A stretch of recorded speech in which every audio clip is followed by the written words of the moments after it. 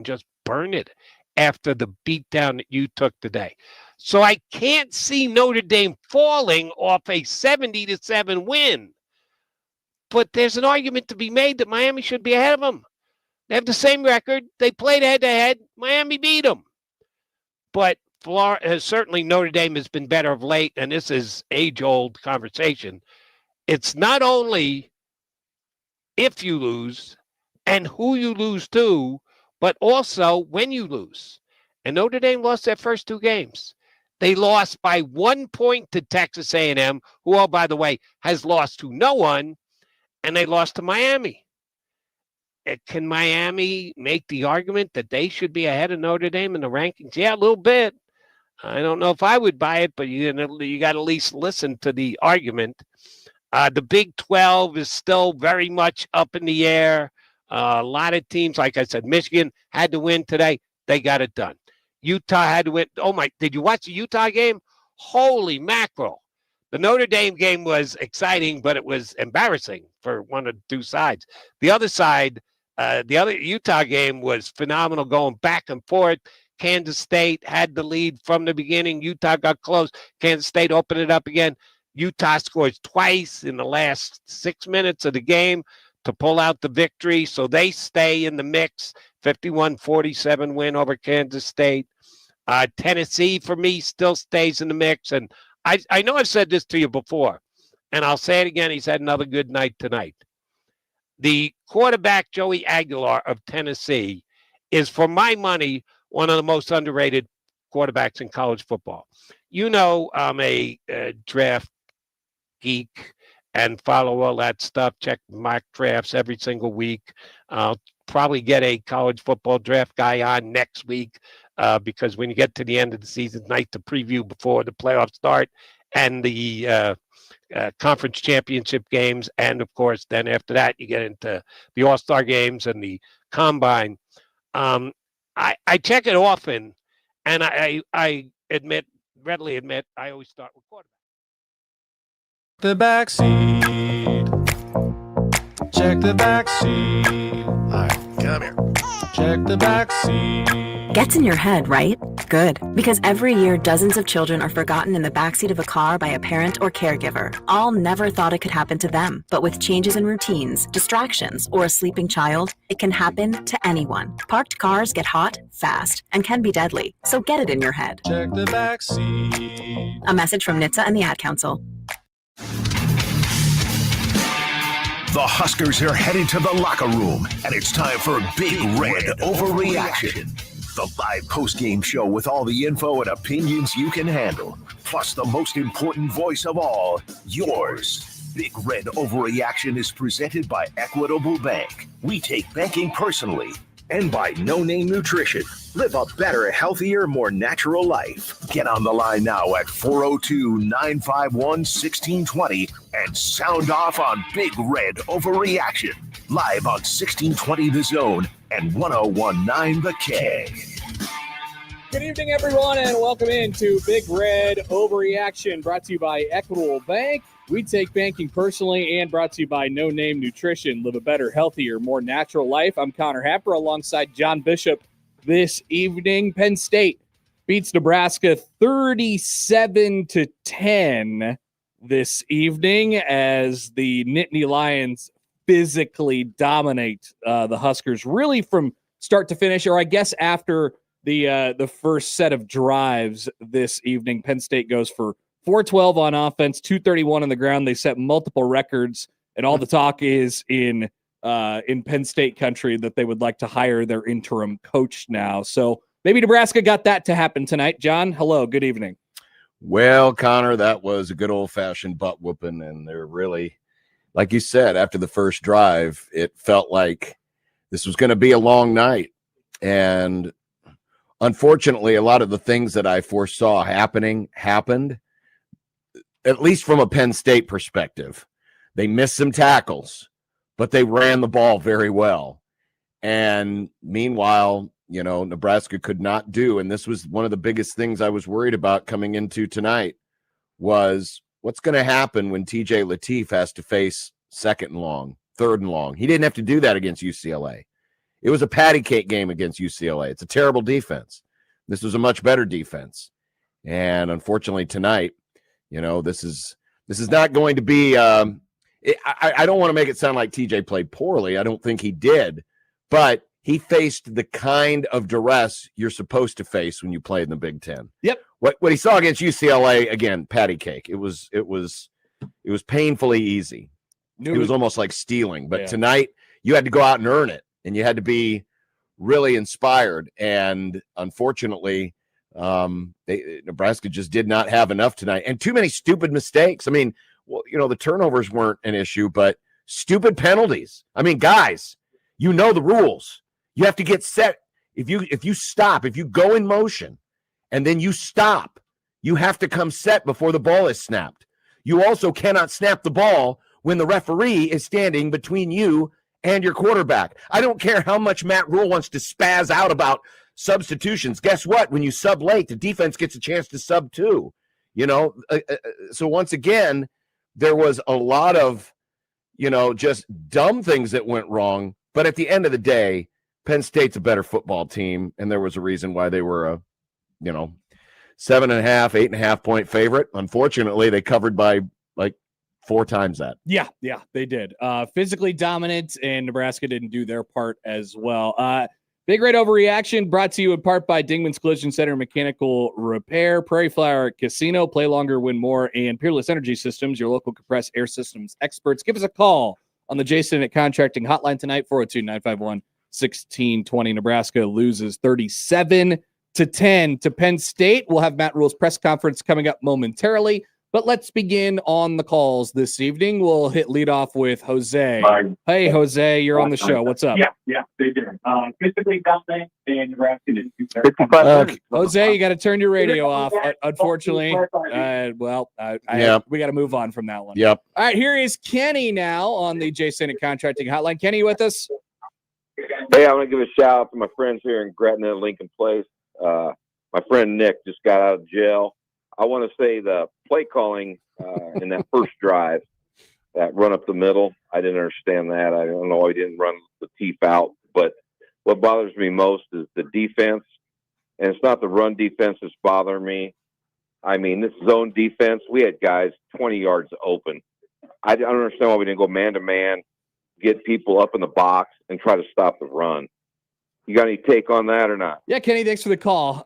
Well, I think first and foremost at Penn State, Nebraska was out physical tonight, not only from like a body standpoint, but also I just thought they didn't have an edge to them this evening. And, multiple missed tackles and broken tackles, and those backs are good. There's no doubt about it. So it was a combination of Nebraska not holding up their end of the bargain and Penn State just being really good, I guess, at what they do in that part of it. They found themselves a little bit over these last couple weeks. Yeah. I'm not trying to make any excuses for Nebraska. It was a bad showing for them, but it's easier said than done, especially for this group, as we've seen, John, to be able to just, line up and stop the run. Well, okay, let's not make it sound like Penn State was, humiliated, and over the course of that losing streak. I mean, yeah, losing to UCLA when they didn't have a win was pretty bad. Losing to Northwestern at home the following week was pretty bad, but it's not like they were getting run off the field. I mean, it was clear what was happening. That team had put so much emotional energy into the Oregon game that when it went against them, it one loss turned into 2. Which then turned into a firing, which then turned into a couple more losses. And pretty soon, the season's pretty much over. But, man, you got to give a lot of credit to the interim coach and to the organization there that Penn State has not quit. They have flat out not quit, and there's reason to quit. This was a team that had national championship designs. It was national championship or bust. And for them to continue the fight as they did, to go to Ohio State and fight as they did, to fight like they did against Indiana, and then last week to lay it on Michigan State, and then tonight probably put together their most complete game of the year. You tip your cap to Penn State. They certainly, they certainly have acquitted themselves as well as any 5 and 6 team with national championship aspirations can acquit themselves. It doesn't excuse the fact that they've gone into the tank and that they're barely hanging on for a bowl bid. But the fact that they hadn't quit and the fact that they came out and played the way they did, the offensive line, I mean, I made the comment on Twitter, it was like watching a puppy toy with a dead rabbit. That's what it was like all night for the Penn. That had to be one of the most fun games an offensive line could have ever played. Completely outmanned, completely outflanked, completely outclassed Nebraska's front. I mean, it wasn't even close. Yep, completely pushed them around, no doubt about it. I felt like Nebraska lost a lot of steam after their first drive, after they get stopped on a goal line stand. Which I don't disagree, by the way, Connor. I don't disagree with them going for it, right? You need touchdowns, and you're only like a yard away. I would have taken the 3, John. I think it was a points game. I would have taken the 3. So just so we can get that out of the way first. And that's fine. My problem was with the play call. We have seen it too many times this year where Nebraska has faced a 3rd and short or a 4th and short, and I know they converted one earlier on a great play design, right? I mean, they had the heavy side to the right. They ran back to the left. Emmett breaks the long run and gets them into the position in the first place.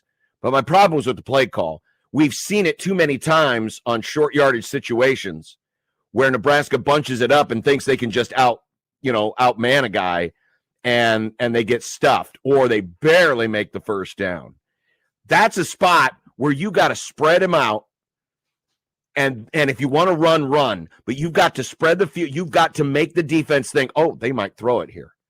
Oh, what are we going to do? You can't just leave them load the box like that. And because there's been too many examples this year of Nebraska's short yardage. We talked about it on our show this week, Connor. Penn State, in goal line situations, is really good. Really good. And I'll look it up here because our buddy Parker Fleming, who does the analytics, we quote it all the time. That was one of the things was short yardage situations. And on short yardage situations this year, Penn State, 24th in the country. Nebraska, 76th. I mean, they're strong there.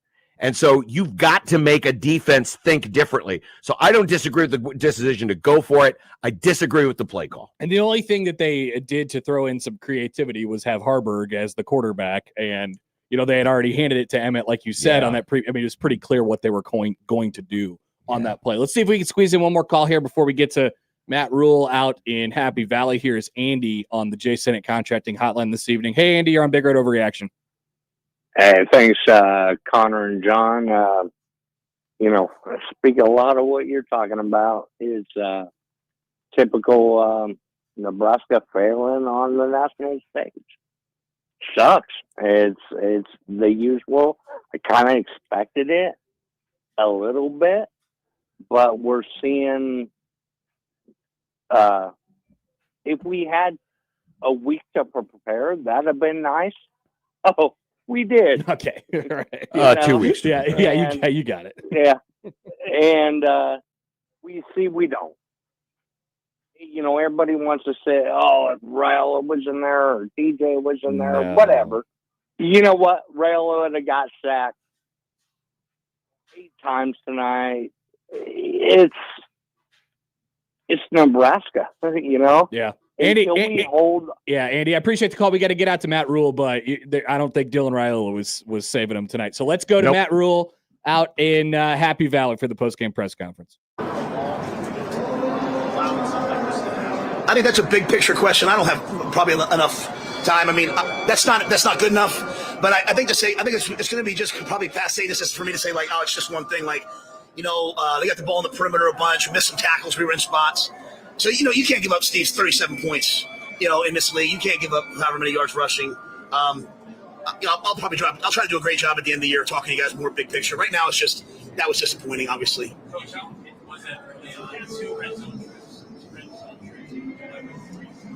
Yeah, so the question was 2 red zone points, 3 trips. That was disappointing. We had 2 shots, 3rd and 1, 4th and 1. We came to win. We were going to go for it. We thought we had good plays. I looked like we controlled the line of scrimmage early. I was fired up about it. I thought we look at the end of the day. We had 300 yards of offense, which isn't great, but we also weren't getting off the field great. Like At one point, we had 15 first downs. We had 13 first downs. So it wasn't like we couldn't do anything offensively. We just didn't come away with a lot of points. And then when you're down that much, you're having to go for it as opposed to, take points here and there. So that was a great plan early, but obviously it didn't come away with points. Sam, I'm sorry. Has been really good all year. It was not great today, but were they able to exploit your pass? I think they caught us. Guys, I'm sorry, guys. I can't hear a thing. Sorry. Just make sure I can answer your questions, be respectful. I think, honestly, Sam, this is one of the hardest things. There's a bell going off. We were having to commit guys to the run and big pressures, and they caught us in some zones. They caught us in a scramble. It wasn't like they were lining up and dropping back and, dialing us apart. It wasn't like they were beating us in man. And I'm not saying just any credit to them. But, John was bringing pressure, and they were just, they were picking up some of the pressures. We had them covered. One time, Deshaun comes with it, gets the big sack. So we had a moment or two. But I think it's more a function of they controlled the line of scrimmage. And the one big pass was they threw the ball out on a perimeter screen. 2 guys got blocked. Both those backs are really outstanding players. They've been All-American candidates since they were freshmen. Obviously, they put it all together today. We had to tackle and get off blocks better. We did not. What is the challenge of just throwing this game away now and moving on? Well, I think the biggest thing is if you watch that game, your freshman quarterback's out there. As I said to them at halftime, it's 3rd and 19 on the 1 yard line, 2 yard line. And I said, drop back and let it rip. An O-line that's taken a lot of heat this year, and deservedly so for sacks, pass protected some of the best pass rushers in the country. So in the midst of something like this, which I can promise you, just for me, honestly, obviously coming home, this is about as miserable as it gets. They battled and fought and didn't quit. And the coaches didn't quit, And so that was awful to go through. Credit to them. But no one started pointing fingers. No one was yelling. No one was throwing helmets. There was none of that stuff. And so, TJ ran around, battled to the end. Jacory's out there trying to return punts at the end.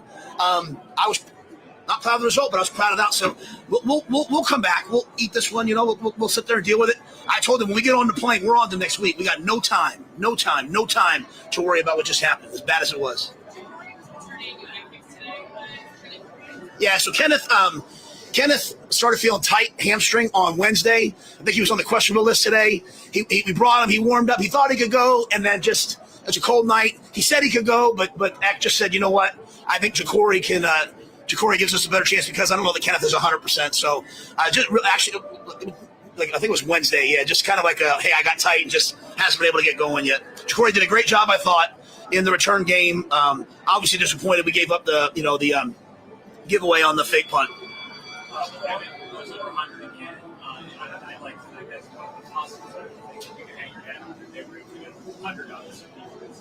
Yeah, I thought Emmett played well. He battled.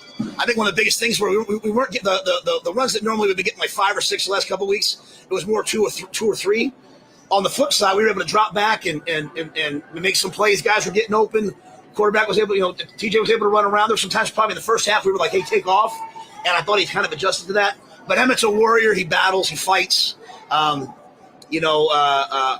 just can't say enough about him. He's had a great year, and that's why I said, and I'll probably get laughed at for it. But even in the midst of like that score, like I'm watching Pritchett out there play. I'm watching Turner. I'm watching us handle the pass rush that they have, and I'm watching us protect it. I'm watching guys, scrap and fight. But yeah, Emmett continues to do it. He'll have to do it on Friday. What do you think of the job Terry's done? I think Terry, I think, when you're the interim head coach, people have a tendency to rally around you. I think they certainly have rallied around him. He's a Penn Stater. He's a lifer. I'm proud of him. I gave him his first job. I think he's done a really nice job out there. I'm sure Penn State's a great place. They have a fantastic talent, and they played really well tonight. What do you think TJ and the team learned in this game? What do you think he did well? I think TJ. At the end of the day, TJ, I don't think had a bad play of the night. Even on this, we called the kind of rollout play, and it ended up being a sack on the one. If you remember 2 games ago, Sam, against USC, twice he ran and twice they knocked the ball out and fumble went out of bounds. Kid hasn't really been hit in a long time. Got out there, even on a play like that, he gets down. I think he moved the ball. He got us in the right checks. He handled the pressure. He handled the crowd noise. We had to go on silent the whole night. I thought TJ did a lot of good things. There's probably some throws at the end of the game. He'd love to get back, but he battled. He fought. He tried to run guys over and all that. I would probably prefer that he didn't always do that. But I think it sent a message to our team that he was going to fight for us, and that Emmett was going to fight for us, and that Sierra was going to fight to the end. And so,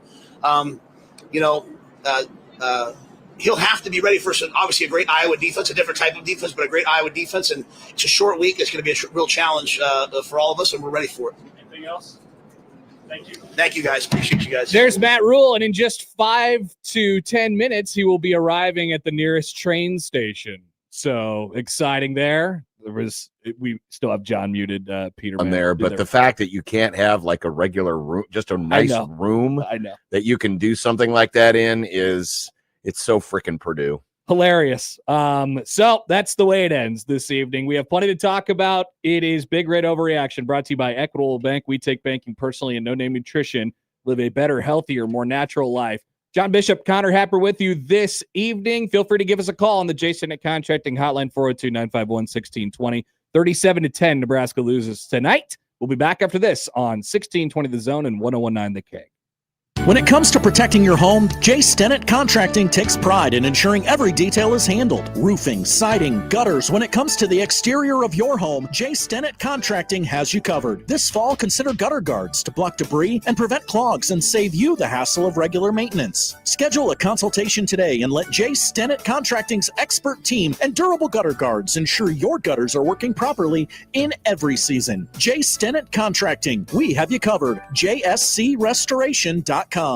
Peerless Energy Systems is Nebraska and Iowa's locally owned and operated authorized solar air compressor distributor. Peerless Energy Systems provides products and solutions for compressed air systems, helping companies in manufacturing, food processing, transportation, auto body repair, car dealers, and more. Driving industry efficiency through service, support, and relationships, let Peerless Energy Systems help you increase efficiency with your compressed air systems today. PeerlessEnergy.com. It's Big Red Overreaction, brought to you by Equitable Bank. We take banking personally. Big Red Overreaction continues in 1 minute on 1620 The Zone and 1019 The K. It's football season, so grab your friends and make Sky Bar and Grill your football HQ. Feel like you're in the games while watching our massive TV walls and large screen TVs. Enjoy all your favorite beverages and food options with your group and place your bets with a PFC Sportsbook to cash in. All with the friendly...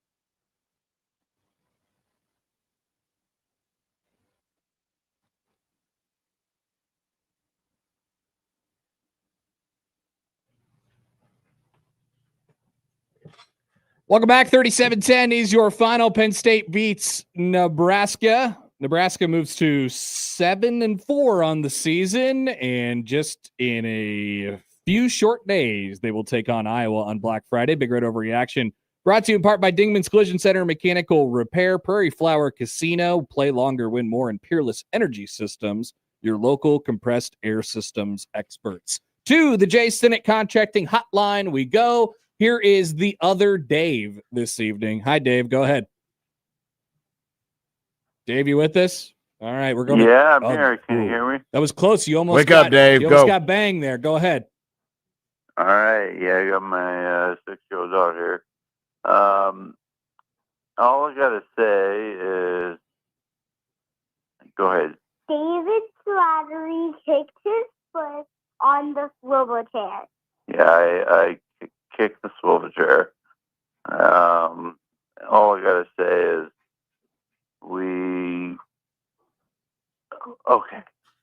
Okay, thanks. And it's raining.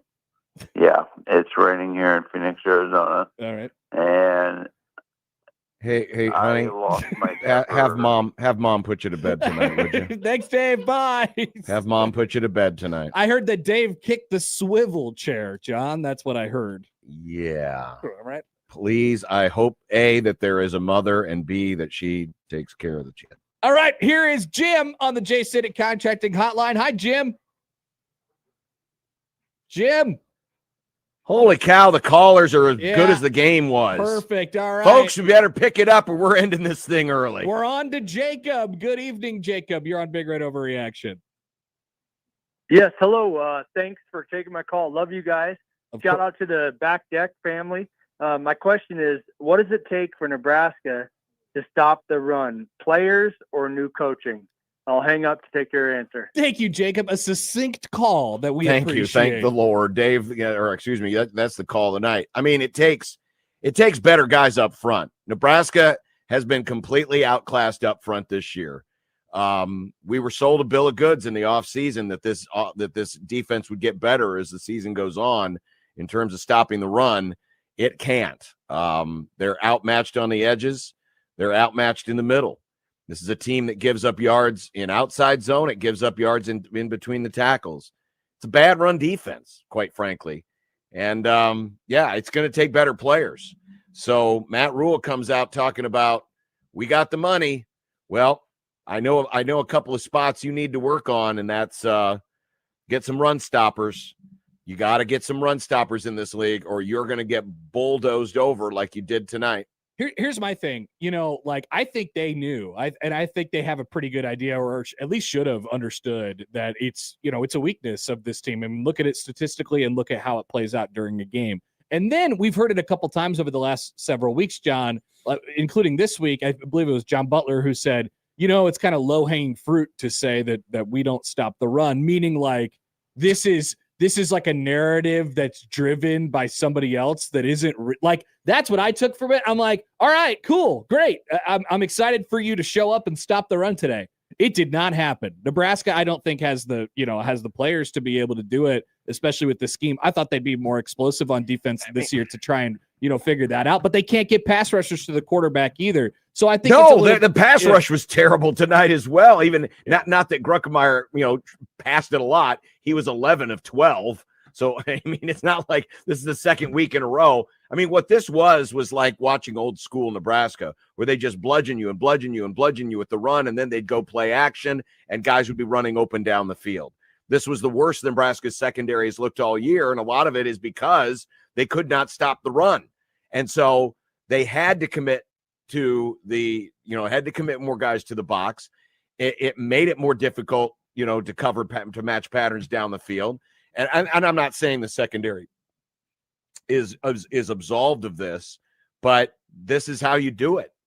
You bludgeon teams, and you bludgeon teams with the run. 39 carries, 234 yards, 31 yards, 5.9 yards a carry. The top two guys average over 6 tonight. I don't know what John Butler wants us to think, but it's a bad run defense. Yeah. It just is. It's been since day one, and it has not gotten better. Oh, and by the way, look who's coming to town on Black Friday. At least they play a team in 6 days who's basically the exact same thing. They're going to try to do the exact same thing to you, and you got to try and except they're going to do it with even more zeal because they hate your guts. 100%. Big Red Overreaction brought to you by Equitable Bank. We take banking personally, and by No Name Nutrition. Live a better, healthier, more natural life. Back to the Jay Stennett Contracting Hotline we go. Here is Anthony. Anthony, you're on Big Red Overreaction. Good evening. Hey, hey, this is Anthony. We've been season ticket holders since 1961. This is freaking embarrassing, dude. I can't even believe we just gave Matt Rhule a 7-year contract, and he's got beat by interim coaches, got abused. What the fuck? I mean, these guys are horrible. Come on, man. Well, here we go. Thought we were. Man, I tell you what, Connor, this is a break for us. You got to get up early in the morning. This could be the shortest one of all time if we don't get better callers. Folks, I mean, okay. Look, man. We get it. You want to be drunk, fine. That's fine. But come on.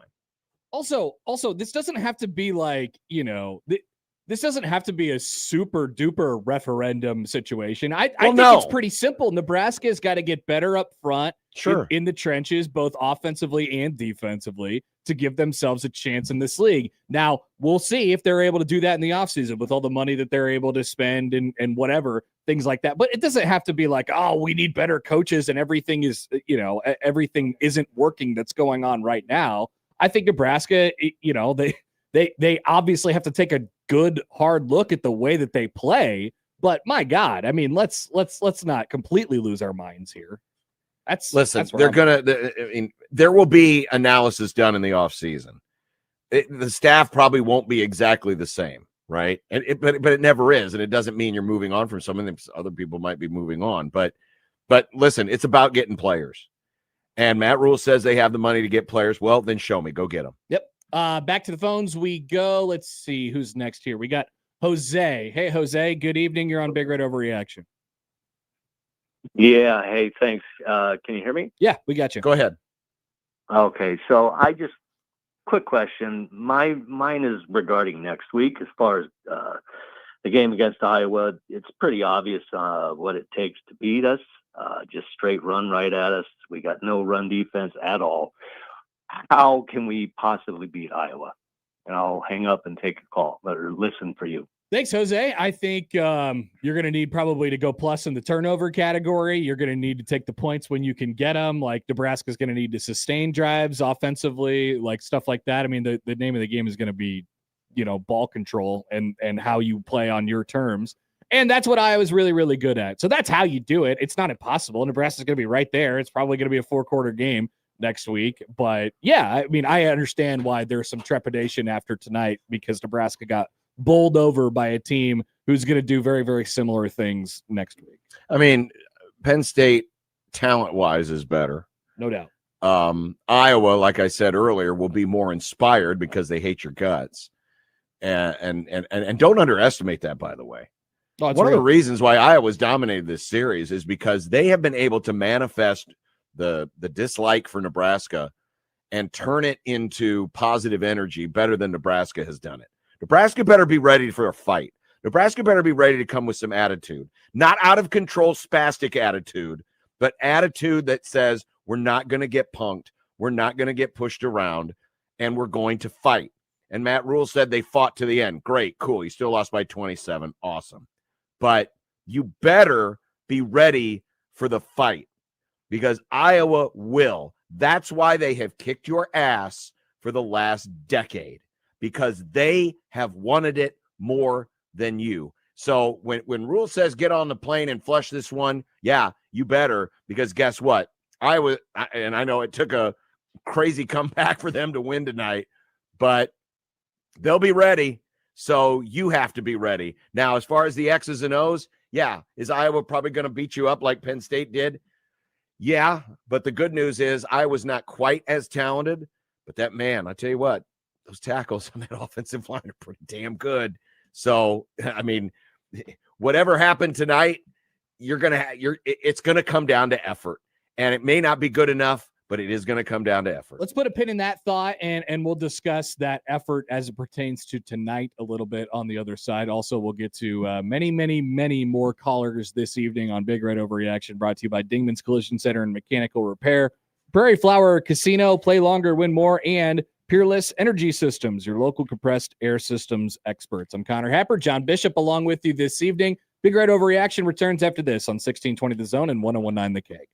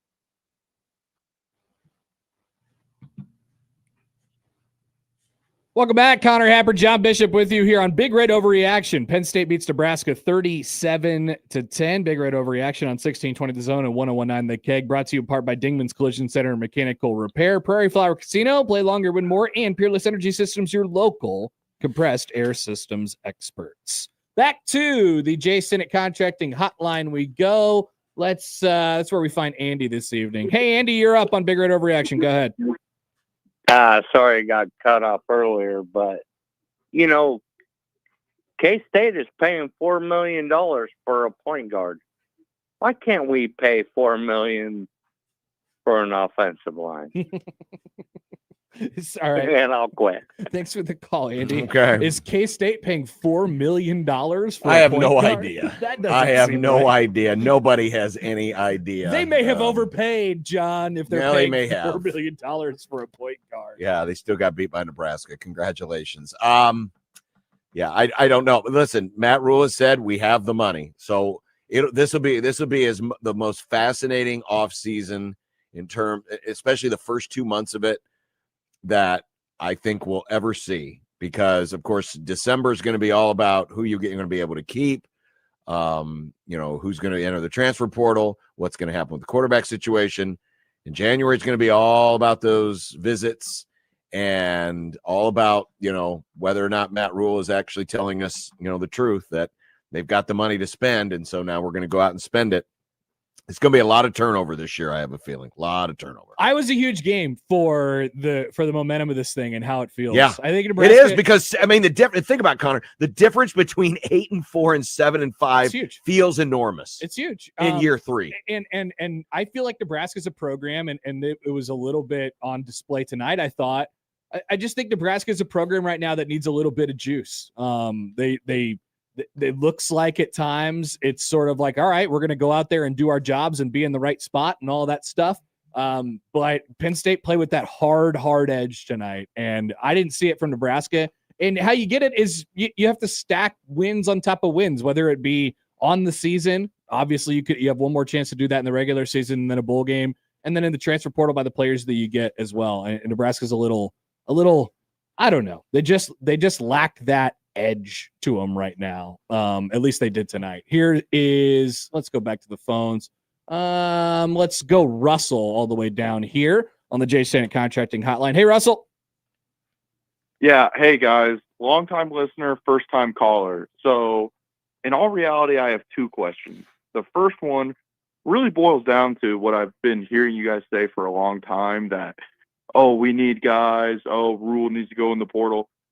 We went in the portal last year. Elijah Pritchett stinks. What are we doing? I think it's a development problem. And that really leads into my second question, which, when we hired Mike Riley, was that truly the death of the Nebraska football program? Thanks for the call, Russell. Hope you have a good evening. To his first point, yeah, Nebraska's whiffed getting 2 high-priced offensive linemen in back-to-back years. That can't keep happening. You had Mazuka, who ended up being a failure, and while Pritchett's been starting and certainly isn't as bad now as he was before, he's not playing at the level of what I believe that they are paying him. They've got to do a better job of talent evaluation. And the problem is you don't have a small window to do it, right?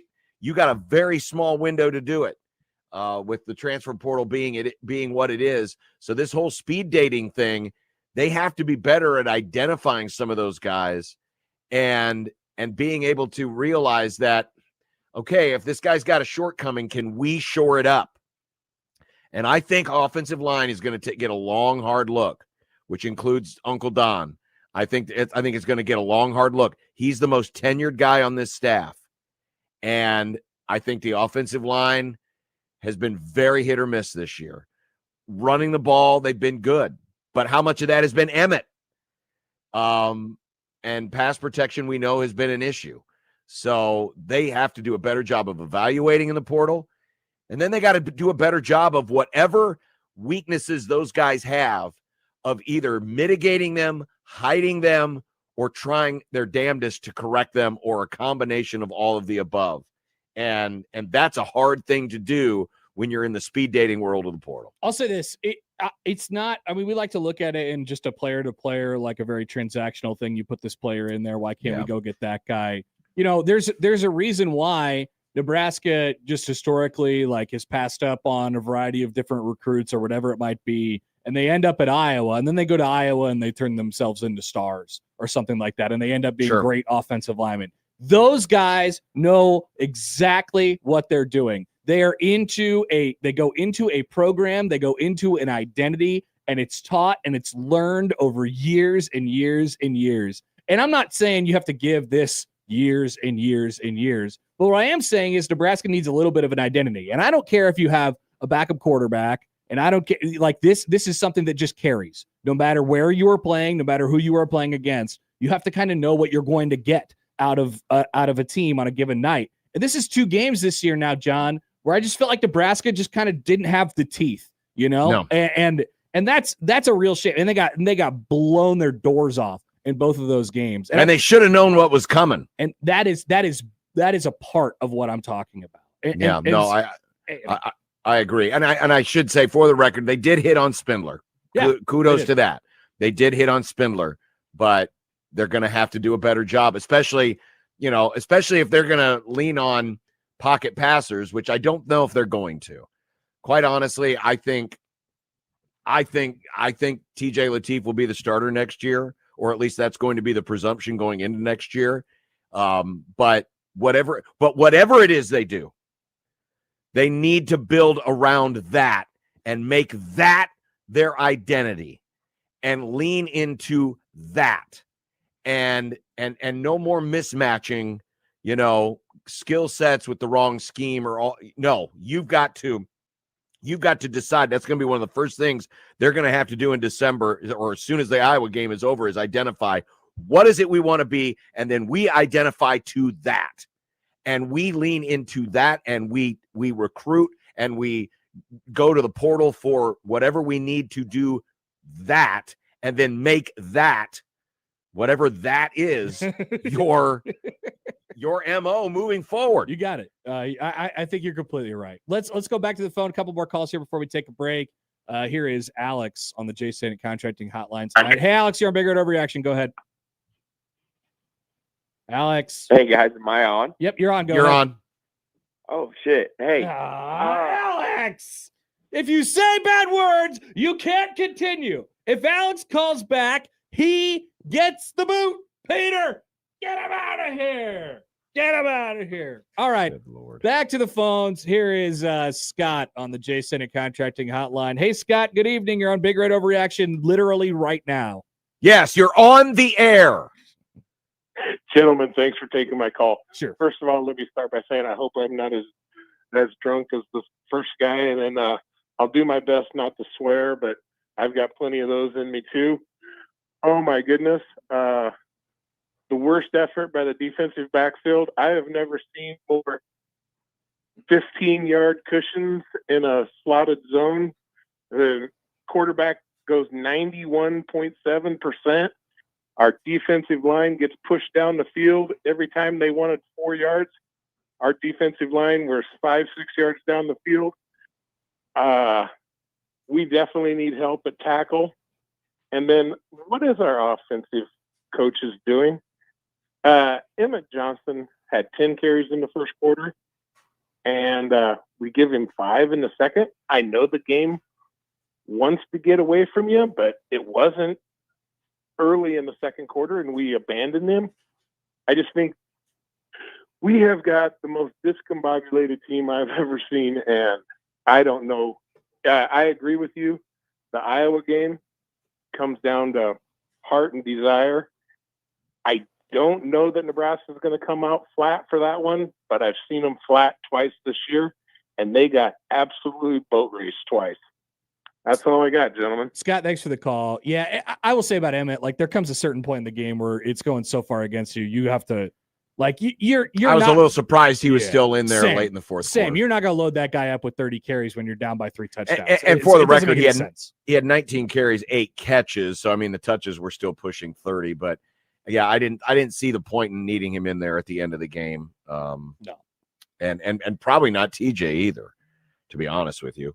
When you're down 27 and, it's just like, cut bait and run, I know he needs reps, but you're also running the risk of getting someone hurt for no reason, and you're going to need him next week. Yeah, and they're trying to prove a point too, and they're trying to fight for pride, but you don't need that guy in the game, especially like you said, John, on a short week. All right, one more call before we hit a break here on the Jay Sennett Contracting Hotline. By the way, this is Big Red Overreaction, which is presented by Equitable Bank. We take banking personally, and No Name Nutrition. Live a better, healthier, more natural life. Here is Husker Jim this evening. Husker Jim, go ahead. You are on Big Red Overreaction. Yeah, thanks for taking my call. I have two questions I'd like to get your thoughts on quick. Sure. First, when Nebraska comes out with their off-season propaganda, will they change the motto from chasing three to passing on three? That's all they've done this year. And second, do you think Coach Rhule was Sandusky during his time with the Nittany Lions? All right. Jeez.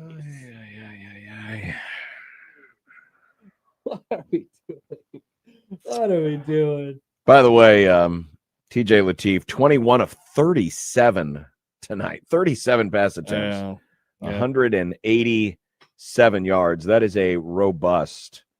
I guess they do yards per completion, which is stupid. No one gives a crap about that.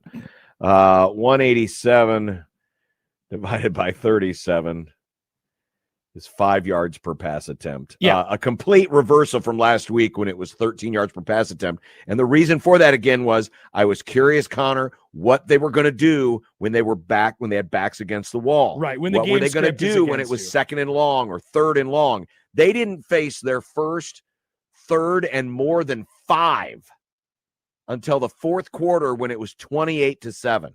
I mean, you want to talk about front runner.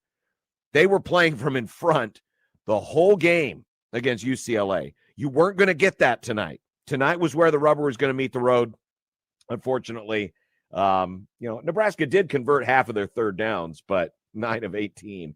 They were also 1 of 6 on fourth. Yeah, and we can talk about Lateef too as we go out there at the show, and I'm sure we'll have some callers on that as well. Sure. But also the bottom line of the night is, because I'm thinking, all right, take the points at the beginning of the game, and what happens, like you said, John, when you're off schedule and you let TJ make some plays, it probably wouldn't have mattered enough because the defense was Swiss cheese, tonight, right? So ultimately, it's hard to sort of get a read on exactly what that may have looked like. I thought TJ was fine.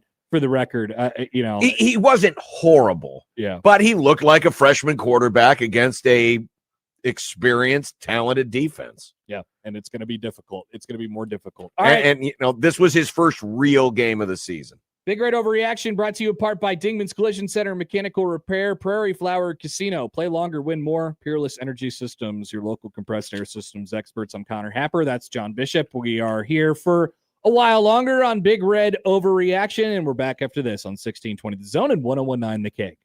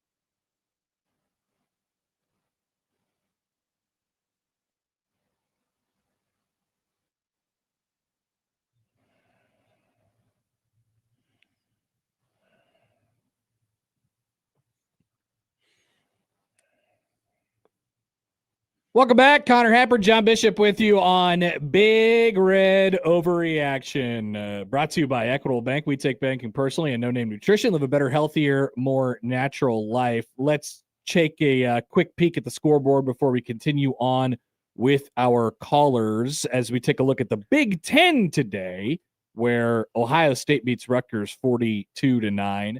Oregon beats USC 42-27. Michigan beats Maryland 45-20. Wisconsin just wrapped up a nice win at home against Illinois 27-10. Northwestern gets a missed field goal at the Horn at Wrigley against Minnesota and wins 38-35. Congrats on bowl eligibility. And Iowa storms back in the fourth quarter in a game that I've seen thousands, millions of times and beats Michigan State in regulation 20-17. Unreal. I mean, Michigan State was dominating that game, and all of a sudden it just turned on a dime. You know, the fact that they got the stop and then they got in position for the field goal was so typical of Iowa. But wow, just incredible that, you know, Iowa was able to pull yet another game out of the fire. And that's what Iowa does. I mean, it's going to be close. They're not going to blow anybody out, you know, but God, Michigan State for 0-8. I feel for them. I've seen that game. I've seen that game. I mean, they were in it against Nebraska. They were winning that game against Nebraska. You know, this one, obviously, just incredible that they're 0-8 this year. And how about Wisconsin? Yep. They tell Luke Fickell, we're bringing you back, and he's won 2 of his 4 games this year. After that, they've looked good for like the entire last month. Yeah. So yeah, they've been able to put. Thank it together. God Nebraska's not playing them. Jeez, yeah, it'd be a bad time to get them. Nationally, a couple scores of note. This was like SEC crap week, but we did have Oklahoma taking down Missouri 17-6. That's a great defense. God, they're good. Very, very good defense. And also, Pitt wraps up a win against Georgia Tech. And Pitt, I believe, still controls their own destiny for the ACC title game coming up. I believe you're right. But Amazing. Incredible that they, you know, Narduzzi said last week, you know, we could lose by 100. It doesn't matter. It's about next week. Yeah, well, they showed up and knocked Georgia Tech probably out of the ACC race. Man, whoever, and I don't know. I mean, Miami won today, but Miami needs a ton of help. Yes. I mean, Miami's the best team in the ACC, and yet the ACC is going to come down to what? Pitt and Virginia. I think I was going to say, I believe there's an SMU scenario as well. Yeah. I don't know all the scenarios, but this does kind of open the door for a Danny Kaelin ACC title game. Oh, dear God. Thank you, Peter. I forgot about that part. Oh, dear God. Yeah, Virginia, Pitt, and SMU are all 6-1. So, yeah, at least it's exciting for them. What a conference. What a conference. Back to the phones we go. Jay Sennett Contracting Hotline. This is Big Red Overreaction. Penn State beats Nebraska 37-10 this evening. And back to the phones we go. That's where we find Clint this evening. Clint, good evening. Go ahead. You're on Big Red Overreaction. Hey, guys. Just got back to the hotel. Went to the game here. I'm here in State College. I'm sorry. Yeah. When do you think, or how does Rhule get better with his in-game coaching or decisions, especially going for the touchdown instead of the field goal at the beginning? And then my other question is, do you think Rhule took it personally when Terry Smith went for the fake punt when the game was already in hand? Yeah, thanks for the call, Clint. Appreciate it. So they were definitely trying to prove a point. I don't know if I could be mad. I mean, Nebraska was getting pushed around all night long, and they were he is obviously trying to prove a point that he wants to be the head coach there, Sure. and it's working. So I don't know that you could be like mad at him. But Nebraska's got to. There was nobody near him on that play. Well, here's the idea. I mean, always be ready. This was one of the first times that Mike Eckler was caught with his pants down. You know, I mean, they weren't ready. They probably weren't expecting it because they were up big, but You still have to be, ready for. I mean, they probably got relaxed because Katron Allen sets the all-time Penn State rushing record on the play before. It's like a 3rd and 7, and they decide, we're just going to give up on this drive, but get our guy the record, and then they run the fake punt from midfield. But anytime a team is punting from around midfield, you got to be ready for it. Alert. Because it could happen. So, Eckler's got to take that one because that was pretty bad. And if you're butthurt about that, well, that's on you. That's not on Penn State. Yeah, and then the in-game coaching stuff. I mean, we didn't get a whole lot of checks in that category tonight. No. It's obviously something that we're watching, but I don't need it to be like this self-fulfilling prophecy of this evening. I didn't think we got a whole lot of data points there. Like I said earlier, I would have liked them to take the 3 early. It's still a little bit deflating, but just to stem that, I think, because if you end up, which in the situation that they did, which is, turning it over on downs, getting stuffed immediately, and then they go right down the field and get it on a 98-yard drive. Well, I mean, then all of the juice is sucked out of the game and all the energy is sucked out of your sideline right then. So that's a risk that you run, and it's a calculation you have to make. But on the other side, if Nebraska scored a touchdown there, then they feel really, really good about themselves and the juice is there. So, I would have liked him to take the 3 just to kind of stem the whole thing. But, I do.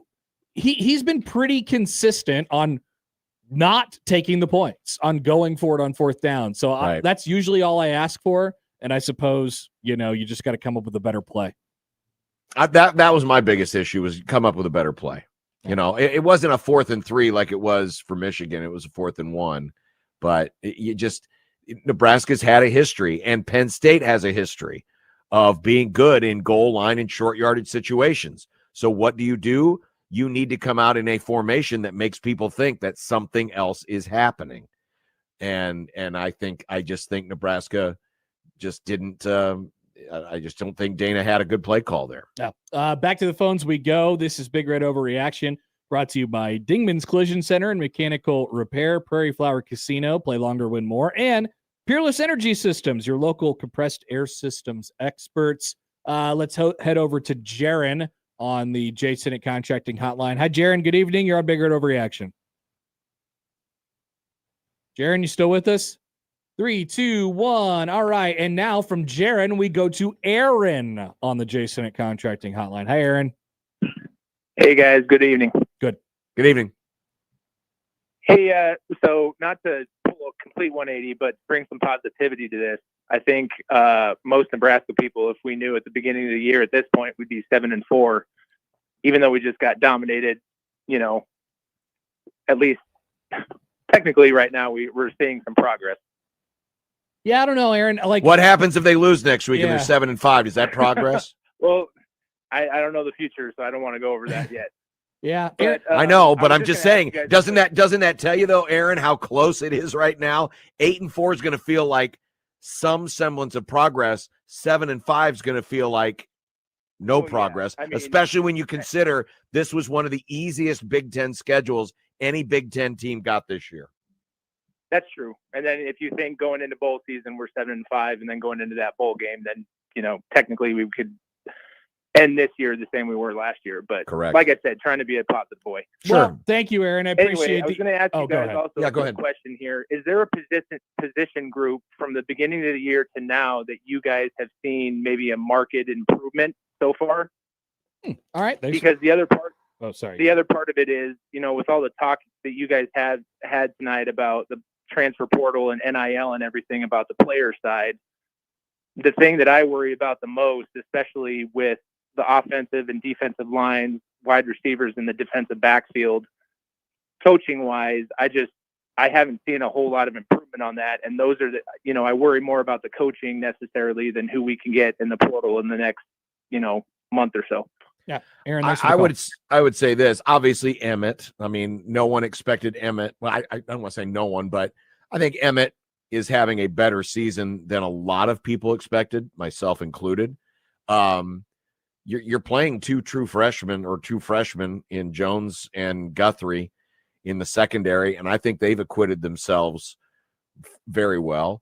As far as other places, I mean, the interior of the the guard to guard and the offensive line, I think, has been good. this year. Wide receiver now, play? It's also been well, it's funny you say that because little of this, the wide receiver production has come way down in the last 4 games. We had a graph on it yesterday. Now tonight, Barney, how about this? Barney came in to today's game. His last 4 games, he had 55 receiving yards. In his last 4 games total, he had 55 receiving yards. Guess how many receiving yards he had tonight? 55 receiving yards. 55. So at least they got him going. Key had a respectable game, 4 for 48. Hunter only had the 1 catch. I think that I don't want to say it's been disappointing because it's not just on them. It's also on the circumstances, right? I mean, taking a lot of sacks as they did this year, that certainly cut down on the potential for, big days by the wide receivers. And then, of course, losing your starting quarterback and becoming more of a run-centered team, the last, month and a half of the season. So, I mean, Dane Key's going to end up with numbers far less than he had last year.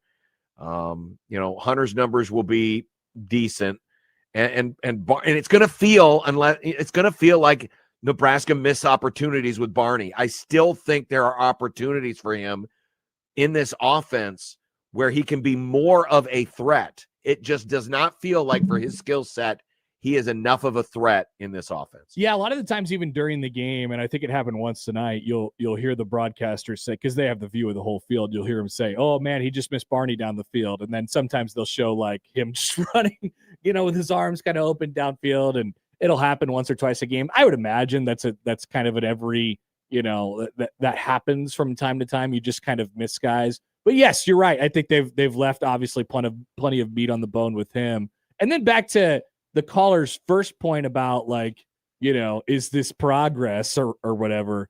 I mean, like I said this week, if Nebraska were to win this evening, they would have been 8-3, and I would have signed up for 8-3 at this point before the season started. I would have signed up for that. I would have signed on the dotted line. Well, I was an 8-4 guy, so absolutely I would have. I would not have signed on the dotted line for 7-4. And that is where they're at right now. And so it just goes to show you that this game that they have coming up on Friday is going to tell you a whole lot about a whole lot of things. And it'll set the tone certainly going into whatever the next month entails after that for Nebraska football. Let's go back to the phones. John Bishop, Connor Happer with you tonight on Big Red Overreaction, which is, of course, brought to you by Equitable Bank. We take banking personally. And No Name Nutrition. Live a better, healthier, more natural life. Here is Hank on the J. Sennett Contracting Hotline this evening. Hank, go ahead. You're on Big Red Overreaction. Fellas, how you doing? Good. Good. Hey, first off, it's Tank, not Hank. Tank. Oh, sorry. My bad. No, first off, John, I got a question for you. Do you lose sleep at night wondering if you do radio for the second or third best basketball team in Nebraska? Nope, because they're not. So what's next? Who's better? Tank, do you have thoughts on the football game tonight, or do you just want to talk silly smack? I mean, you should be happy. I assume by your attitude, you're a Nebraska ball fan, right? Oh, hell yeah. But okay, you should be happy for how they're playing, and they're playing very well. But what do you say about the football game? Football game, I'm team Dylan Rhule at this point. I mean, Latif couldn't hit the Trump barn down there on I-80 tonight. Thanks, Tank. See you later. What a call. Another great call. Another great call. The greatest fans. Here we go. We love calls. I thought Latif was fine. I have seen this little, like the Raiola, do you miss me yet hive kind of coming back out. Man, I don't know. I think it looks worse tonight without TJ Latif, to be quite honest with you. Like if Dylan's just sitting back there all night trying to get passes going down the field, I don't know. Nebraska's probably in the same position that they're in.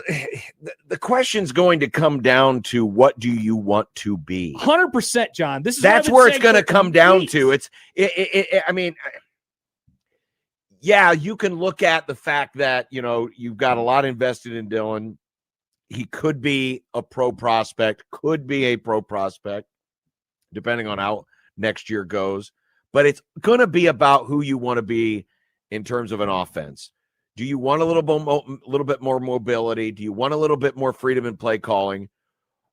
Or do you want to have a pocket passer back there? And if you're going to do whatever way you go, you have to build the team around that identity and then play to it. Period. End of story. That's what you need to be, because this is a completely different team when you have a quarterback who has a skill set. I'm not saying is TJ, but has a skill set like TJ and has a skill set like Dylan. You've got to build a team around whatever that is that you decide to do and commit to it. One or two more calls, rather, before we take our next break here on Big Red Overreaction. Here's Eli on the J Senate Contracting Hotline. Eli, go ahead. You're on Big Red Overreaction. Hey, guys. Good evening. Hate being this guy, but am I crazy for thinking the officials had something against us in the first half? I mean, talk about setting the tone for the remainder of the game. You know, I mean, I know we kind of messed up on the first drive trying to score, but I mean, that first touchdown Penn State had, I mean, they said on the broadcast that was blatant. What did they say? Blocking back or whatever. I mean, that should have been 15 blindside yards. block. They shouldn't have scored. Blindside block. Yeah, which, Terry block. McCauley said it was a blindside block. It's a blindside block. But anyone out there who had a problem with what Kenny Bell did shouldn't have a problem with what happened tonight. Okay, even though this was like a 0.7 on the Kenny Bell scale because he Is didn't that the blow one? up. Is that he the didn't one blow you were talking about, Eli? Is that the one you were talking about with Lindenmeyer? Yeah, I am. I'm just saying, like, setting the tone. I mean, you got such a young team, and they're going all off momentum. I mean, that just sets the tone for the rest of the game. Yeah, it does. Now, Eli, thanks for the call. Appreciate it. I just don't like in a game where Nebraska was outmatched the way that they were. I can't even begin to think about officials. I can't even start. The only egregious call, if you want to call it that, was the blindside block on the first touchdown. Yeah. And it was That's just the only one. By I had someone trying to argue with me that one of the motion penalties on 3rd and 2 was a bad call. If you go in motion, listen up, folks. If you go in motion as a receiver and then you stop, you must be set.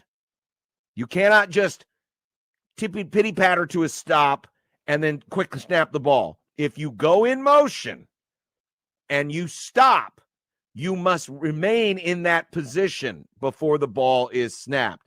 That was a penalty. So I don't know what else to say. The only call that I had an issue with was the blindside block, and that was only after it was explained on replay. Yeah, but and then there was the offsetting penalties before half where they had 2 players get flagged for unsportsmanlike conduct, and Nebraska had 1, and I was like, wait, 2 and 1, is that not? I didn't know that was offsetting, but maybe I just don't know. Once again, it doesn't. It's all those are all offsetting though, Yeah. so I mean, it doesn't really matter at that point. And I think the second Penn State guy was trying to break up the fight. I mean, the 2 guys it was Quinn, Clark, and whoever Penn State were locked up. They were holding each other's face masks. Right. The 3rd guy came in to try to break up the fight, and for some reason they flagged him too. And so then there was the one where Hunter on his one catch had illegal hands to the face, and then the Penn State guy got charged with the face mask. But it was like simultaneous face mask. The Penn State guy got called for it. Right. So, yeah. No, this game was not on the officiating. Yeah. So there's your officiating recap of the evening. All right. Let's take another quick break. We still have a full bank of phone lines here. We're with you on Big Red Overreaction for 2 more segments after this. Big Red Overreaction brought to you by Equitable Bank. We take banking personally and no-name nutrition. Live a better, healthier, more natural life. We're back with more of you all on 1620 The Zone and 1019 The K.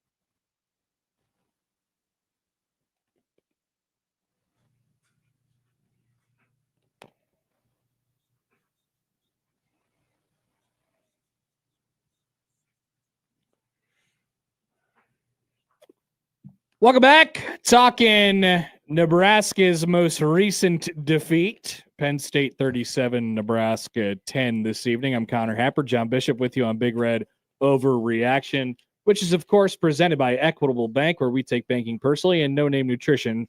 Live a better, natural, healthier, all of that stuff. You could make your life better with No Name Nutrition. That's what I'm talking about this evening. All right, here we go. John, you got something? I was just going to mention real quick on the scoreboard, BYU is about to beat Cincinnati. They're up, it looks like, I think that's 26-14. Just a few seconds left in that one. Arizona State's up 35-17 on Colorado. And I think Washington just took a 10-0 lead on UCLA. If you're interested in any late night Big Ten ball out in the Rose Bowl. And Max Verstappen is leading the Las Vegas Grand Prix. I'm going to have to deal with all these people in just a few short hours. Well, I don't know how many of the people you're going to have to deal with, but it's just all the stuff on the zombies and all the places you can't walk on the strip because it's all awesome. It's all barricaded and it looks so sad and awesome. Abandoned. I'm excited. I'm very excited for that. We're all excited. I looked at the forecast. It's gonna be sunny and in the 60s. So that beautiful. All right, can't complain there. It's gonna be pretty nice here this week, right? How are we looking weather-wise for Black Friday? That's a good question. Let me pull up the radar range. I got I got 43 in cloud for Lincoln on Friday. That sounds like Big Ten football to me. Just get some precip in there, and then we're really cooking with gas. Well, we don't need that. I'm just saying. But slight chance of rain and snow.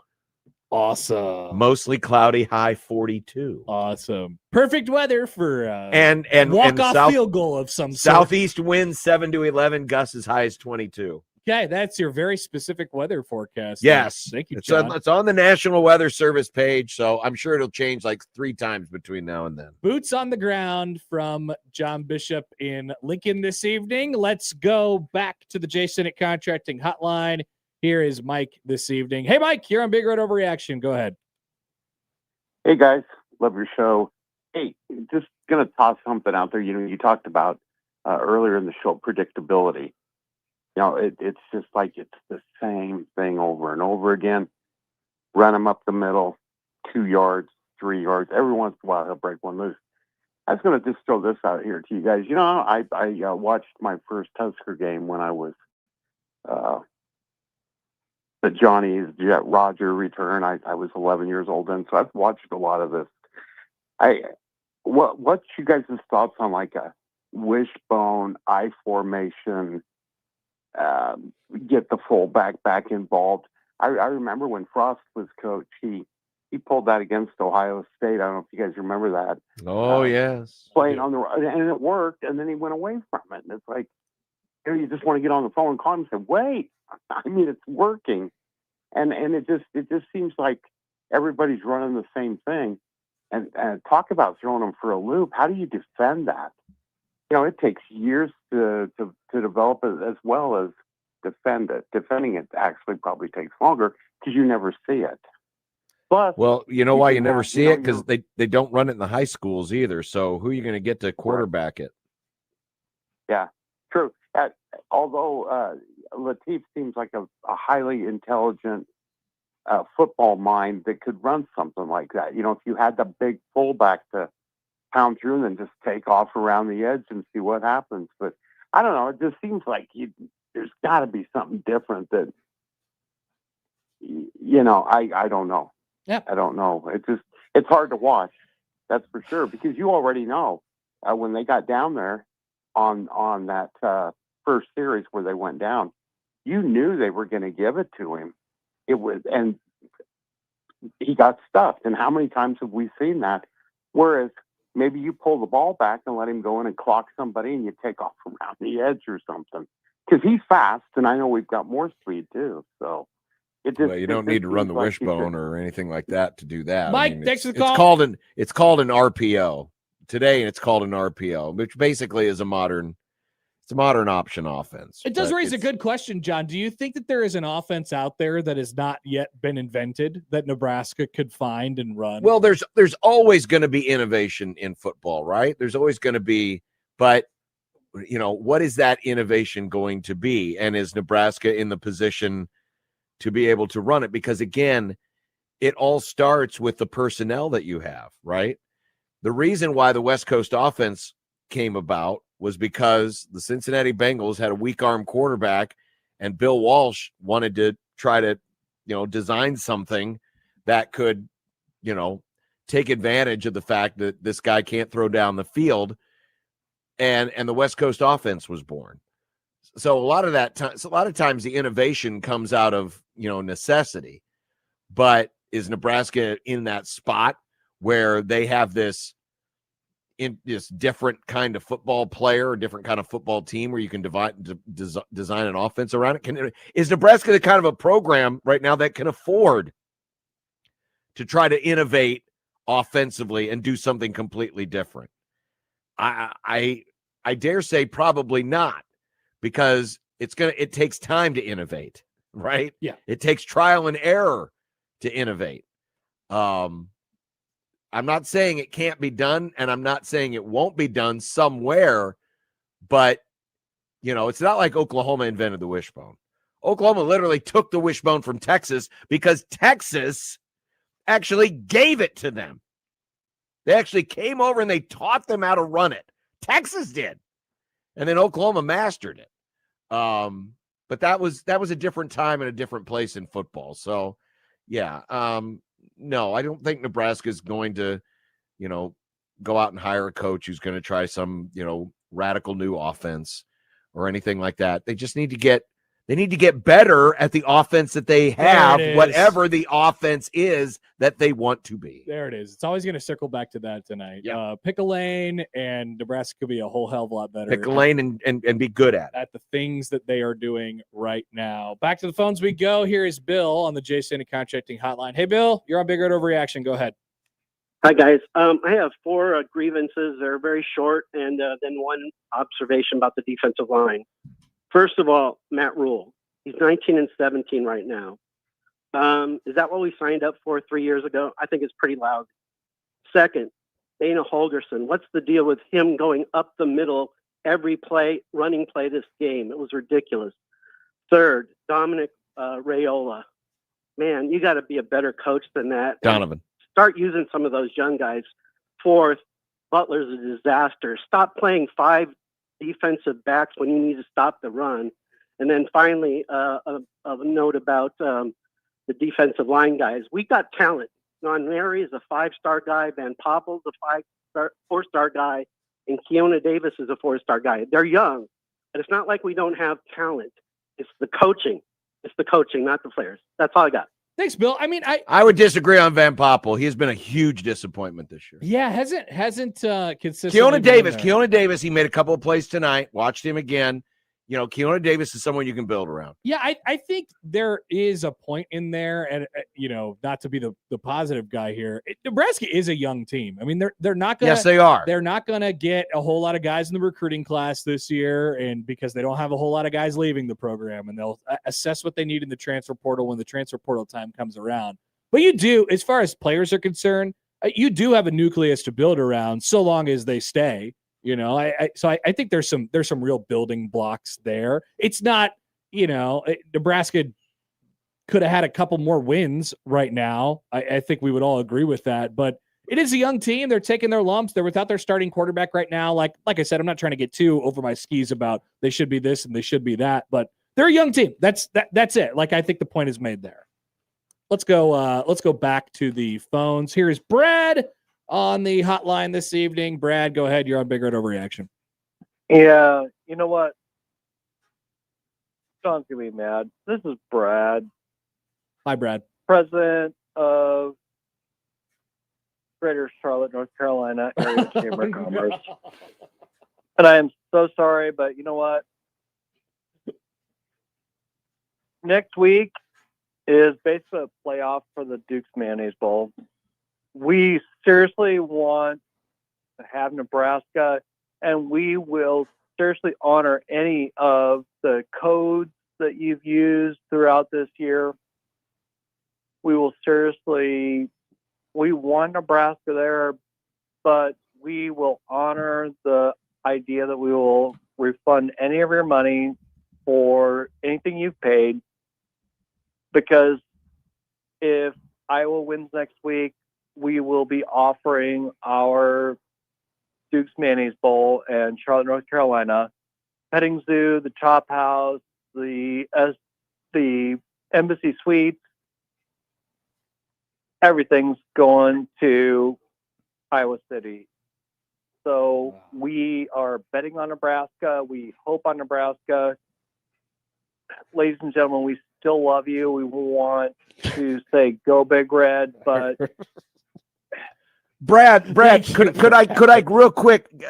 I think this is one of the first times I've had a chance to interact with you, Brad. Yeah, as the representative of Charlotte, North Carolina, in the Duke's Mayo Bowl, are you aware that the Big Ten does not have a tie-in with your bowl this year? It is the Southeastern Conference versus the ACC. Do you realize that Nebraska is in the Big Ten, and that is only in effect in even-numbered years? This is an odd-number year. So I have to ask, has something changed in your contract? Yes, John. No, it's not that we – this is the first year that we really felt that Nebraska was a true player, and we were like, this does not work out because it's an odd year for us, and we're willing to buy out the ACC and the SEC. You mean the SEC? Yes. We're willing to buy them out to bring the Nebraska Cornhusker fan base to Charlotte, North Carolina. Okay. Brad, who should That's all I people need. call for the refunds? You mentioned that we're gonna refund people's trips that they purchased to other bowl games, and Charlotte will pay for it. The Chamber of Commerce. What a great deal! Where should they get in contact with you? Yes, please. Phone number. Well, the phone number is 888 Charlotte 1. But if you want, we are on all the socials under hashtag football feces. Football feces. Thank you, We'll Brad. get you to our. It will get to our website all right. as well as hook you up as you're already a Nebraska fan. Thanks, We Brad. know Is that www.footballfeces.com? Yes, sir. Yes, sir. It is. Thank you. Okay. We appreciate the Charlotte Chamber of Commerce as Thank you. always. Thank you. I'm on record, John, is saying I like that bit, and honestly, I just wanted that question answered because I've heard this bit many times.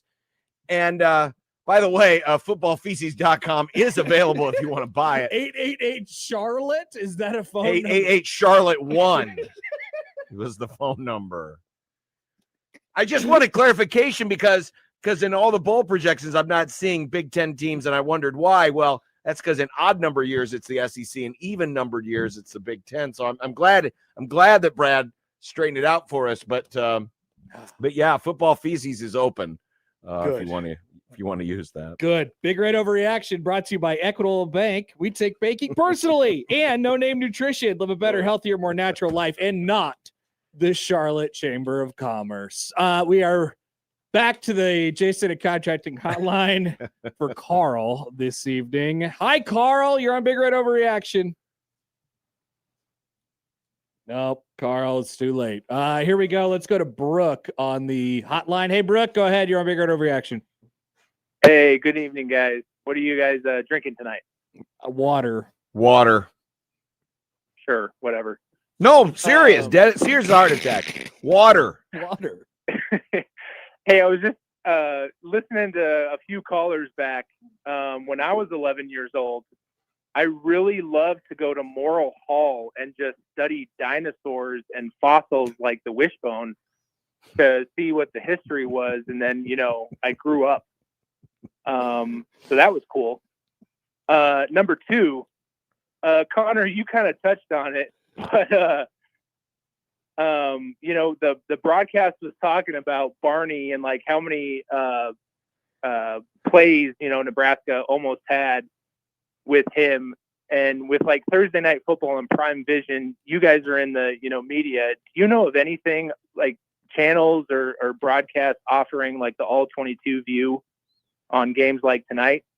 No. And then just one last comment. Hope you guys touched on the weather on Friday. Hope nobody doesn't show up, and let's just end this season like Willie Nelson on a high. All right. So thanks, guys. Way to go. Nice. No, there is not. There's not an all 22 option available. You would have to be in with this film that they get on. Correct. Which, we don't have access to. Or sit in the end zone. Or you'll have your own all 22. Yeah, sometimes you'll see the people with the dots. On Sundays there's the guys with the dots, and they put out the dots, the next gen stats. Yeah. But I haven't seen anything like that at the college level. Nope. It would be interesting. It would add more context, but it would, and maybe with all the sub channels and different alternate broadcasts that it might be an option someday, but it is not an option right now. All right, let's do one more before we take our final break. Here is Tom on the J Senate contracting. Oh, I'm sorry, I didn't mean to do that. Let's put Matthew back up there. Let's go to Tom now on the hotline. Hey, Tom, go ahead. You're on Big Red Overreaction. Hello, gentlemen. I have a question about NIL. So, I don't know where to start, but if O-line and D-line are so important and so integral, and I have heard this time and time again throughout this season that O-line and D-line, I don't care if I'm watching Big Red Wrap-Up or listening to you guys or whatever the case. So I know we paid one individual, Rocco Spindler. That's the only guy that I'm aware of that we actually paid money to. So in the off season, are we just going to pay massive amounts of money, as we should apparently, to offensive linemen and defensive linemen? Because apparently quarterbacks, running backs, wide receivers are second tier, according to most, at least in Nebraska, when it comes to O-line and D-line. What's your take? Yeah, thanks for the call, Tom. Tom, I think everyone on the team's getting something. Yeah. Also, Elijah Pritchett got a pretty decent coin to leave Alabama. I think the tackles, the really good tackles, go at a premium, obviously. Yep. And I think if John, maybe you could correct me on this. They only lose Spindler and then Corcoran, obviously, and they've lost Prohaska already. They've lost Prohaska. Everybody else, I believe, is back. Yes. So I'm gonna double check. They'll be active. They'll be active. They'll be looking for an offensive lineman. They need to add depth as well as probably a starter would be my guess. But I don't know. It's not like a super. Once you never really know because you don't know where it's going to land as far as what you are going to lose on the Corcoran, Lutovsky, Spindler. Oh, okay. Are seniors. 3 out of 5. And then Pritchett, Evans. But you'll get Gatula back. Kanak, and they're juniors. You said Gatula. Yeah, Gatula will be back. What year is Gatula? He is redshirt sophomore, right? Maybe? Redshirt sophomore, I think. Maybe a true sophomore. No, true sophomore. So, yeah, I mean, you got a lot back. Don't forget, you also have Grant Bricks, who will have another year of hopefully development behind him. Maz Jack, the sophomore. Jake Peters, who's currently listed at number 2 at center as a redshirt freshman. So yeah, you'll have a few, but yeah, you're gonna lose 3 to graduation: Corcoran, Lutovsky, and Spindler. Yeah. So I don't know. They'll be active. They'll probably try and get a starter out of there and then try to develop some other guys, would be my guess. Not super duper active in the portal. All right. We still have a full bank of callers here, so I'm going to try and squeeze as many of you in as we can, but we're going to go until only 11 o'clock tonight. We'll cut it off at 11 o'clock. So this will be our final break and our final segment of Big Red Overreaction, which is brought to you by Dingman's Collision Center and Mechanical Repair, Prairie Flower Casino, Play Longer, Win More, and Peerless Energy Systems, your local compressed air systems experts. That is up on the other side on Big Red Overreaction on 1620 The Zone and 1019 The K.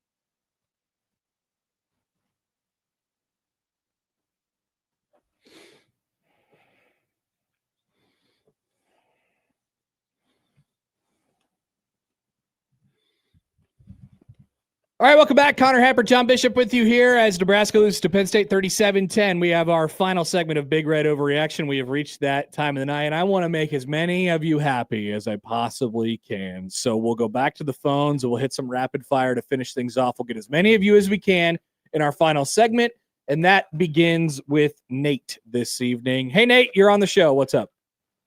How you doing? I'd like to invite Nebraska to the Albuquerque, New Mexico Bowl, which is a real thing, by the way, but I'm joking. Also, John, you are the man of 1620. I don't care what Josh says or anybody says. I think you're the man. I listen to you from Albuquerque every day. Thanks, Nate. Yeah, secondly, you're about my age, too. Even though I grew up in Nebraska, I've been in Albuquerque 30 years.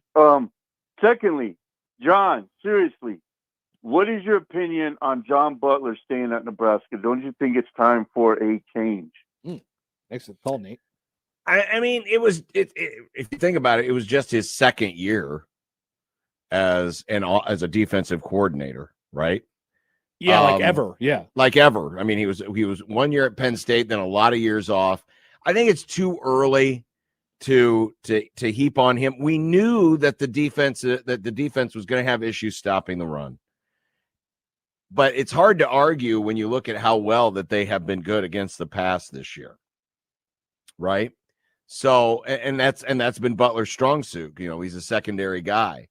So I'm not married to the guy, but I'm also I would like to see what happens with another year of development with some of these guys on the interior that we talked about earlier, and to see what they can do this year in the portal and how they decide to go about it. I would like to see him put more of a stamp on the defense, because it's still the 3-3-5, or at least it's the principles of the 3-3-5. I realize they don't run a lot of true 3-3-5.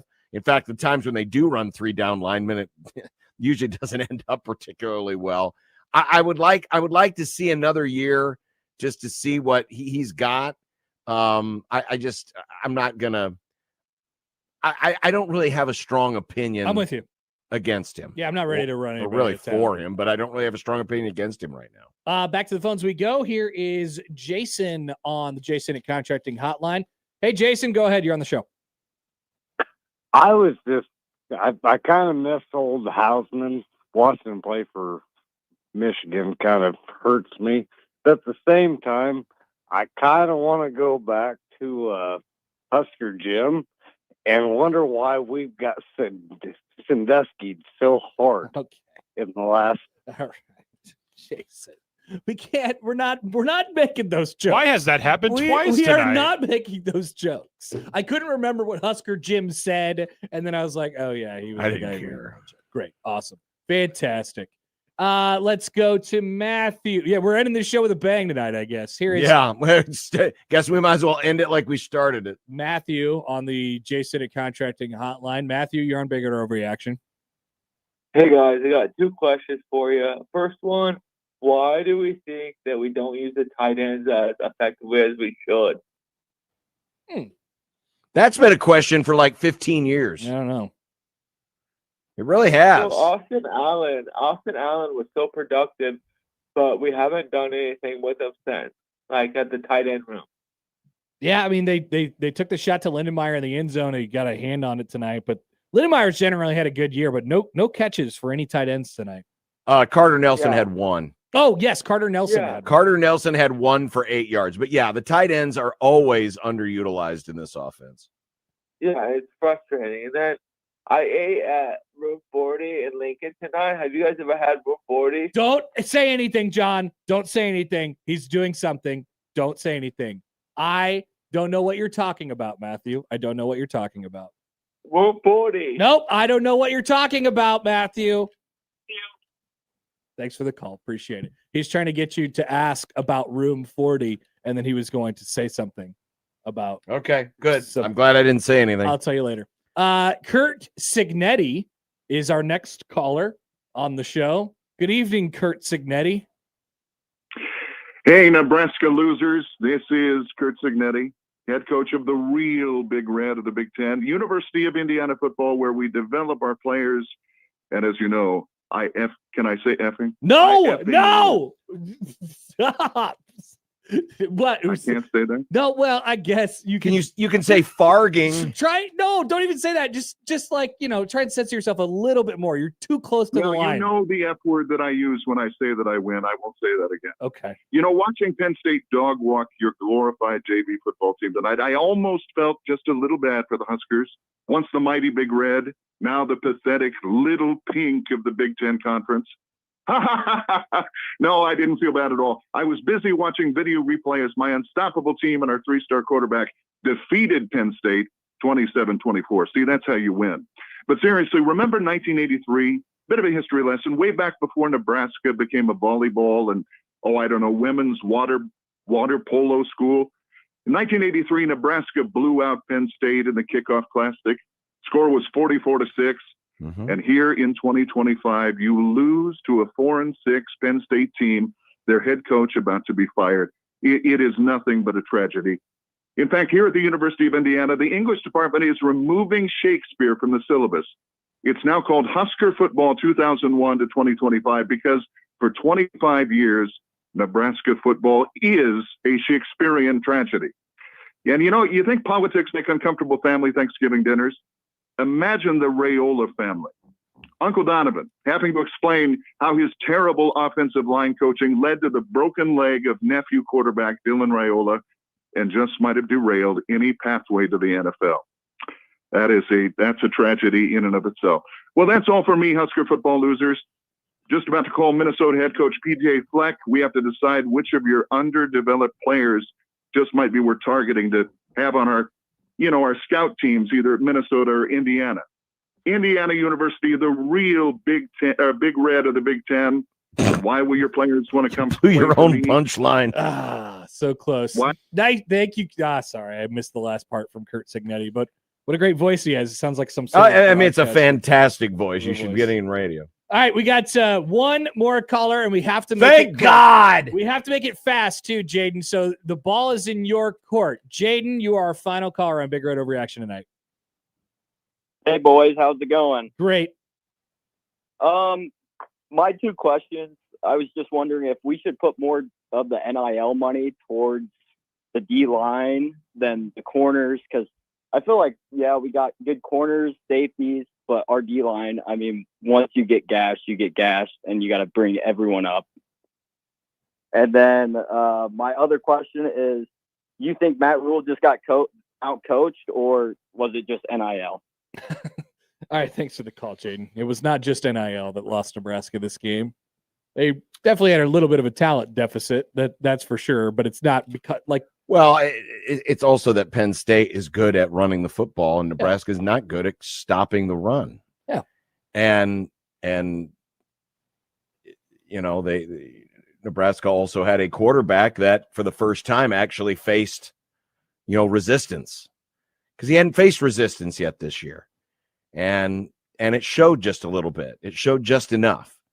So this was a recipe for disaster, thanks to the fact that Katron Allen was very motivated tonight. 25 carries, 160 yards. Give it up for him. He was awesome tonight. All right, that will do it for us. Thank you to all the wonderful callers, but specifically the ones who did not say the F word. Thank you. We appreciate you. And all of our sponsors, including title sponsors, Equitable Bank and No Name Nutrition, and supporting sponsors, Dingman Collision Center and Mechanical Repair, Prairie Flower Casino, and Peerless Energy Systems, and of course, J. Stinnett Contracting. That will do it for us this evening. For John Bishop, I'm Connor Happer. Hopefully you enjoy your night and rest up. Short week coming on Black Friday when Nebraska takes Iowa. I will be back next week with Josh Peterson. Good night, everybody. We'll talk to you on Monday.